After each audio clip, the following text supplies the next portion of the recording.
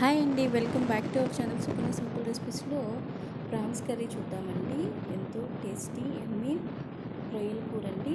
ముందుగా అయితే రొయ్యలు ఈ విధంగా శుభ్రంగా వాష్ చేసుకొని రన్నింగ్ వాటర్లోనే వాష్ చేయాలండి. ఎప్పుడైనా సీ ఫుడ్ని ఈ విధంగా వాష్ చేసుకున్న తర్వాత కొద్దిగా ఉప్పు పసుపు వేసుకొని ఒక కడాయి తీసుకొని గ్యాస్ మీద ఉంచుకున్నాము. వాటర్ లేకుండా అంతా ఈ విధంగా బాయిల్ అవ్వాలండి. ముందుకైతే ఒక మసాలా ప్రిపేర్ చేసుకున్నాము. చిన్న మిక్సీ జార్ తీసుకొని 1 టేబుల్ స్పూన్ ధనియాలు, 1/2 టేబుల్ స్పూన్ జీలకర్ర, 2 ఇలాచీలు, 4-5 లవంగాలు, కొంచెం అంత దాల్చిన చెక్క, కొద్దిగా గసగసాలు వేసుకొని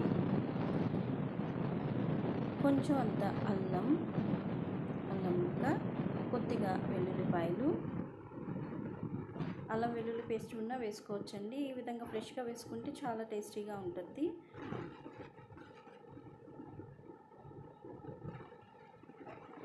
వెల్లుల్లి రెబ్బలు, కొంచెం అంతా ఎండు కొబ్బరి.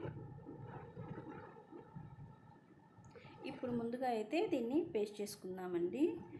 ఒక ఉల్లిపాయ, పెద్ద ఉల్లిపాయని కట్ చేసి పక్కన ఉంచుకున్నాము. ఇది మిక్సీ చేసుకున్న తర్వాత ఉల్లిపాయని కచ్చపచ్చగా వేసుకోవాలి. చూడండి, ఈ విధంగా పేస్ట్ చేసుకున్న తర్వాత అదే మిక్సీలో ఈ ఉల్లిపాయని కూడా కొద్దిగా అంతా కచ్చపచ్చగా మిక్సీ పట్టుకున్నాము. చూడండి, ఇప్పుడు మన రొయ్యలు అయితే వాటర్ లేకుండా ఈ విధంగా బాయిల్డ్ అయిపోయిన తర్వాత గ్యాస్ ఆఫ్ చేసుకొని ఇప్పుడు ఒక ప్యాన్ తీసుకొని ఈ విధంగా బాయిల్డ్ అయిన తర్వాత రొయ్యలు బాగా సాఫ్ట్గా ఉంటాయి, ఎంతో యమ్మీగా ఉంటాయండి. ఇప్పుడు ఒక ప్యాన్ తీసుకొని 2-3 టేబుల్ స్పూన్లు ఆయిల్ వేసుకొని ఒక ఉల్లిపాయ సన్నగా కట్ చేసుకొని కొంచెం అంత కరివేపాకు, ఉప్పు వేసుకొని ఈ విధంగా ఫ్రై అయిన తర్వాత మనం ముందుగా చేసుకున్న ఉల్లిపాయలు కచ్చపచ్చగా చేసుకున్నాం కదండి, ఆ పేస్ట్ వేసేద్దాము. అది బాగా వేగిన తర్వాత మనం ఏదైతే బాయిల్ చేసి పక్కన పెట్టుకున్నామో ప్రాన్స్ రొయ్యలు, ఈ రొయ్యలు కూడా వేసుకొని ఈ విధంగా ఫ్రై అవ్వాలండి. ఎప్పుడైనా సరే సీ ఫుడ్ని ఈ విధంగా ఫ్రై చేసుకుంటే నీచు వాసన అనేది రాకుండా కర్రీ ఎంతో టేస్టీగా ఉంటుంది. ఇప్పుడు ఒక టమాటా కూడా వేసేసుకొని మనం ముందుగా ప్రిపేర్ చేసుకున్న పేస్ట్ని ఎంత కావాలో వేసుకొని ఇది బాగా ఫ్రై చేయాలండి. బాగా మగ్గాలి. మూత పెట్టి కాసేపు మగ్గిన తర్వాత కొద్దిగా పసుపు, కొంచెం అంత కారం మనకి రుచికి సరిపడినంత వేసుకోవాలి.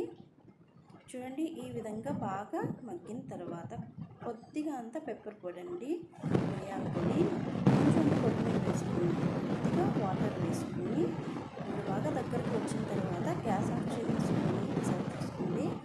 ఎంతో టేస్టీ అమ్మి రెడీ అయిపోయిందండి ప్రాన్స్ కర్రీ నెల్లూరు స్టైల్లో.